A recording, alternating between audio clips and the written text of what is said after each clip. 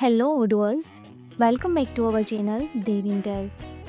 Last video we show about UI elements, but in this video we will show about search filter restriction.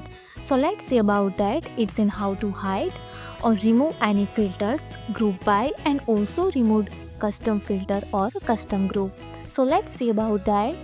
First go to cell shape and see here these available filters for my quotation, sales order, group by, salesperson, customer, and also provided here add custom filter and custom group.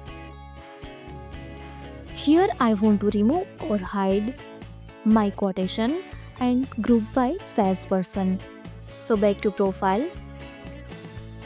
In here model cell, hide filter my quotation, group by I want to hide customer and same. Now go to cell shape, do refresh. Now only available filters quotation and sales order. It means removed here my quotation filter and also removed here group by customers. Now I want to remove or hide this add custom filter or add custom group. So back to profile and also allow this both option.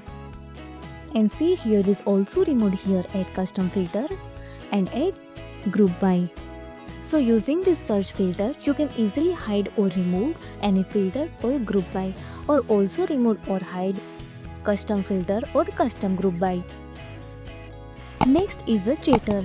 We will discuss in next video.